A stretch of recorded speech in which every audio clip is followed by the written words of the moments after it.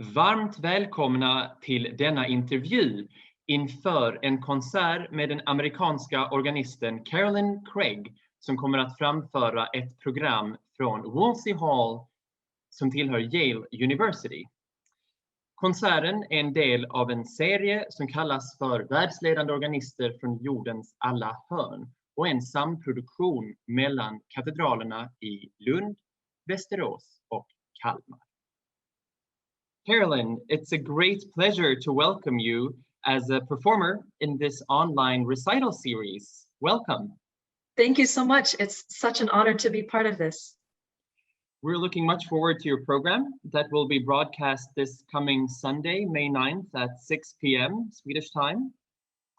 And this is a great opportunity for us to make an acquaintance with you and not at least to hear a little bit about your program and of course the organ at Woolsey Hall that is quite stunning.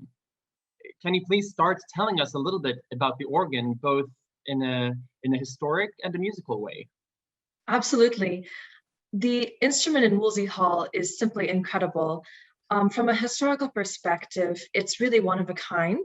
It was 1902 and 3 Hutchings, 1915 Steer, and then 1928 Skinner. This Skinner was one of the big American organ builders of that time. And this is one of the largest instruments from that time. A lot of the other instruments from the same era were changed and replaced. They fell out of fashion, but thankfully, Yale escaped that fate thanks to a number of factors. So we're really lucky to still have this instrument. And it's very much back in fashion now. There's immense respect for the musical original tonal palette that's been completely unaltered, as well as for the technology that's all still there, the 1915 blowers and everything from that time. So historically, it's just incredible. Musically, it's overwhelming. You probably remember from sitting down at the console what it feels like to see 167 stop knobs staring back at you. There's so much range of expression with this instrument. It's built to be like an orchestra. And so it has everything from the softest little strings that you can barely hear to the loudest trumpet that will pin you back in your seat, and everything in between, all of the colors of the orchestra. So it's an incredible experience musically. Everyone who's come to play, all of the fantastic organists say they wish they'd had more time to get to know it. And I've been here only 2 years and I'm still trying to get to know this incredible instrument. So I'm looking forward to sharing that with you all. Thank you. We're looking very much forward to it. I understand that during the pandemic, you've actually had more access to the space than you would have normally. How has that been to you? Have you been still having to compete with the other organ students? Yes. I think everybody always wants time on the Woolsey organ, but it has been very nice not having to compete with the orchestras and with some of the classes that take place in Woolsey. We've had really unparalleled access to this space as students in the pandemic. So in that way, that's a silver lining. Fantastic. I mean, you've already mentioned a little bit about this, about how overwhelming it is to get close to the Woolsey organ, but do you actually remember how it felt the first time you sat in the space alone? Like, was there something in particular that you, was it most exciting to explore the soft colors of the instrument, or did you try the tuba first of all? How was that to try the organ for the first time? I think when I first tried it by myself, not preparing for anything, just getting to know the instrument, I actually played one of the pieces I'll be playing on this program, the bridge Adagio, because I think it's such a wonderful way to get to know how the organ moves from soft to loud and to explore everything in between. So that has always been one of my favorite pieces to try on organs, and it works really well at Woolsey. So that was my that was what I did when I was first meeting the instrument. Fantastic. So can you tell us about the other pieces? Generally, how do you showcase the organ in the program that we will hear on Sunday evening? Well, it's difficult in just half an hour to show such a large instrument. So I wanted to show sort of the best sides of the instrument. The bridge, which I mentioned, shows its orchestral capabilities, its smooth crescendo and diminuendo. There's another very sectional piece, a modern piece by Cecilia McDowell. In that, there are lots of different segments of color, and I play the loudest that I've ever played during that piece. The Duruflé Sicilienne and Toccata is from the suite. It's just a compositional masterwork, and Duruflé's tonal imagination really draws out the best in this instrument. So there's some beautiful solo lines, beautiful colors, as well as the brilliance of the final movement. So I tried to mix in what you all will hear in this half hour. Lovely. How do you think the pieces take shape on this instrument in comparison to another instrument? If you would have played it on a more non-orchestral organ, what is the difference in meeting, for instance, the Duruflé? If we would have heard the Duruflé on a Cavalier call instead, what will be special hearing it from Woolsey? That's a great question. I think Woolsey has so many choices of character reads, for one thing. So when Duruflé calls, for example, the Vox Humana in the Sicilienne, I can do the Vox Humana the first time, and then the second time it comes around, I can do the heckelphone. So there are all kinds. You play with the sound more, I think, because you have so many options. Mm-hmm. And you are also able to find sounds that approximate what you would find on other instruments, because it's so versatile that I think it's flexible enough to do other things in an idiom really well. Mm-hmm. Fantastic. Yeah. No, please continue. Well, there are also really round flutes on Woolsey's, which come out especially in the Sicilian, I think. So you find like quite wide, hooty flutes. Mm-hmm. You will open the program with the McDowell.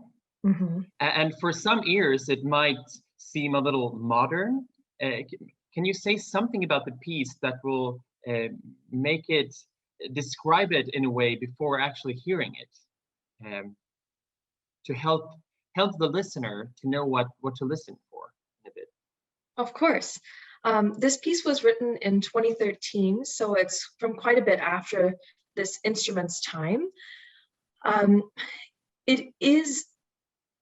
It's about fire and about all of the different characters of fire, from powerful to beautiful, flickering. And there are these sections that you can latch onto. You can listen to the registration, the sound of the instrument, to see where you are in the form. Mm-hmm. And I think ultimately it's about the juxtaposition of power and beauty, but ultimately in awe of that power, which is expressed really beautifully on the instrument. So I hope that you all can listen for the registrations and which signal the different motives to latch on to what's going on in the piece. When we spoke earlier, you said something about a connection to Woolsey, actually, thanks to Harrison and Harrison. Can you tell the audience about that? It's a bit roundabout, but the Cecilia McDowell piece was commissioned for the 150th anniversary of the Harrison and Harrison Organ Building Company. And Harrison and Henry Willis are the big name British Romantic organ builders. So somebody from the Willis workshop, G. Donald Harrison, not related to Harrison and Harrison, came and worked on the installation of Woolsey with E.M. Skinner, and then was part of E.M. Skinner. So there is, I think, a tonal sort of genealogy a little bit, that this British style definitely informed what we have at Woolsey, and the way that the instrument is constructed, the way the console feels, is very much informed by that British organ building style. Mm-hmm. We might talk a little bit more about this later, but I know that you were the organ scholar at Truro Cathedral prior to coming to Yale, and if I'm correct, there is a Father Willis organ in Truro. That's correct. There's an 1870, also tonally unaltered Father Willis. So I've been really lucky to get to play that instrument, as well as the one at Woolsey, that these have both been preserved over time. Would there be a difference in, if you would have performed the MacDowell piece in Truro? I mean, how would that sound in comparison to what we will hear in Woolsey? It's much easier, I think, to approach other instruments compared to Woolsey, because Woolsey has so much that you have to hit more buttons to make things smooth, and just there's more sound to work with. I would say in Truro, possibly fewer stops go a longer way, although there's still quite a lot of expressive capability there. And in Woolsey, you pull more stops in some cases, on the softer end particularly, to get a similar effect. And Woolsey also has, for example, these 332-foot flues that I can pull on, which is ridiculous, when MacDowell calls for a menacing 32-foot. So there's a lot of flexibility on the louder end of the organ as well. Fantastic. It's a great privilege for students at Yale to actually have access to the Woolsey organ, but Yale also offers a wide variety of organ landscape. Can you tell us a little bit about how it is to be an organ student at Yale, and what other instruments the students have access to? Absolutely. I think the instrument question is really interesting, because one of the reasons Woolsey was saved in a way is that in the 50s and 60s, when it was least favored stylish, there was another instrument, a 1951 Holtkamp, that nobody particularly likes to play anymore, that was then the instrument of the times. And so Woolsey didn't have to become that instrument of the times. So we have that 1951 Holtkamp and Battelle, which is its own historic gem.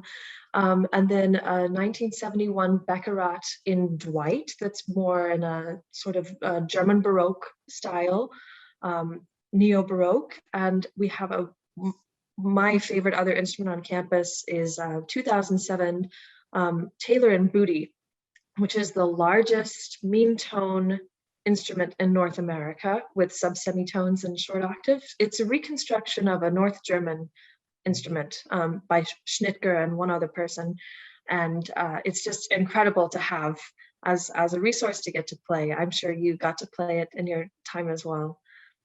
I mean, it was amazing. So I bet it's a great experience for you as well. So I wouldn't be the musician I am today without that experience. So I'm happy with that. Absolutely. How is life as a student otherwise at Yale and the Institute of Sacred Music? Normally there are many, many choral opportunities. That's been scaled back because of COVID, but we are doing lots of virtual choir and hoping to be able to do more in person soon. There's a lot of overlap between particularly organ, choir, and early music voice. We are the musicians that the Sacred Music program serves, and we also take classes in the Divinity School. So it's a nice community up at the top of the hill. And as organ students, we have lots of opportunities, not just to study organ repertoire, but also improvisation and keyboard skills, conducting, all of the multifaceted aspects of church musicianship that we'll be doing in our careers. So do you feel well prepared to enter the career as a church musician after graduating? Do we ever feel well prepared? I probably feel as prepared as, well, I could feel as prepared as I could be before being in the job. Mm-hmm. I know you're, in addition to being a student at Yale, you're also the organ scholar at Trinity Church on the Green. And I bet that is a great way of preparing for a future in church music. Absolutely. What are your responsibilities at Trinity? At Trinity, there is a choir of men and boys, a choir of men and girls, and a parish choir, and a 1935 Skinner instrument, and a wonderful music director, Walden Moore. So there are 2 organ scholars who work with the choirs, accompanying, training the novices, leading rehearsals, and doing whatever is needed. We're big on doing whatever is needed. So it's a fantastic training because the person in charge of the program, Walden Moore, is so fantastic at what he does, and is a really inspiring mentor and choir director, organist. So I'm blessed to get to watch someone do what I want to do, who's willing to talk to me about how to do what I want to do and give me experiences based on what I need to learn. Mm-hmm. Are the improvisation classes still held at Trinity as well? It's been changed because of COVID, because out-of-state faculty couldn't come onto campus, but that's now changing, that vaccinated faculty can, so they'll be back at Trinity. They are normally at Trinity on Mondays, yes. So that's cool as well, to have Trinity both as a sort of, it's both an academic environment for you and a practical church music scene in a way. Mm-hmm. I think that must be exciting too. Absolutely. Yeah. So I mentioned this earlier in the interview that you were the organ scholar at Truro Cathedral before coming to Yale. And that must have been a life-changing experience as well. Please tell us about your responsibilities there and maybe how the organ scholarship at Truro was different from what you're doing now at Trinity. At Truro, it's an Anglican cathedral, and there's evensong every day, except for Saturday. So I played for 3 evensongs a week, and I also trained the boy probationers. I had never been in charge of a class of children before, but I was just thrown in and had a wonderful time working with these kids, of whom I am now unjustly proud. Every time they do something great, I'm, oh, that was mine.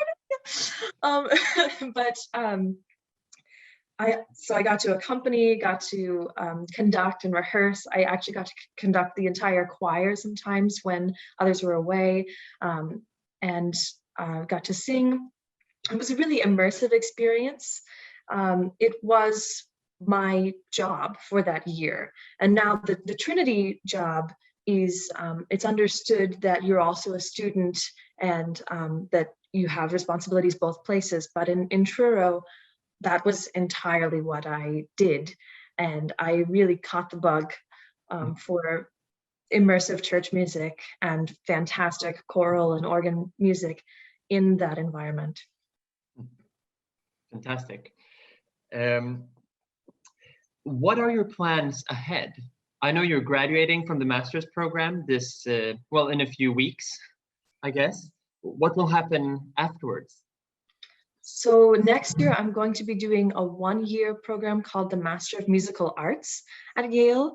And that will allow me to deepen the relationships that I have here, get some choral opportunities that I didn't have because of COVID, and just continue to develop looking towards the kind of immersive job experience that I was describing, with a fantastic choral scene and fantastic organ opportunities.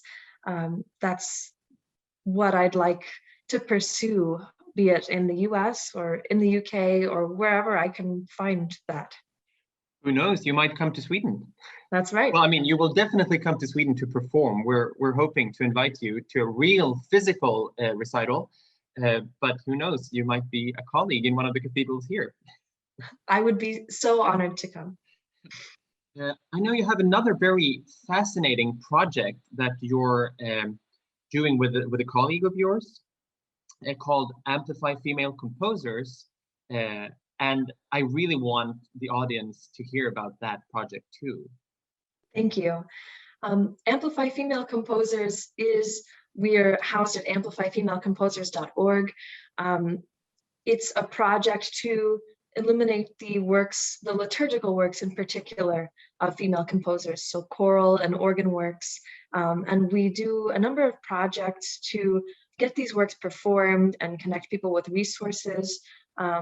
We're currently working on this great host of composers spreadsheet for music planners that matches pieces by women to every Sunday in the lectionary, and we're trying to get performances of those works as well. Have you found lesser known female composers that will be helped to actually get out there thanks to your program? Yes, actually one who was on our Advent calendar project had been seeking publication for some time, and her work was performed for a project, and now she has a publisher. Well done. So maybe that is something to work together on in the future and see if we can make it worldwide. Do you have connections outside of the US already? Yes, we have quite a few connections in the UK, but we would be very happy to also have Swedish connection. Absolutely. Lovely. Thank you so much. It has been a great joy to talk to you. Before ending, do you feel there is something you would like to add before wrapping it up? I'd like to say that I'm so grateful to have been invited to participate in this series and to share this gem of an instrument with you all. And that I do hope that you can come tune in on Sunday. Thank you very much. We're looking much forward to your recital. Och till er som har lyssnat så säger jag återigen, missa inte Carolyn Craigs konsert från Woolsey Hall som kommer att finnas tillgänglig på YouTube-kanalerna från Lunds domkyrka, Domkyrkomusiken i Västerås och Kalmar domkyrkomusik. Varmt välkomna.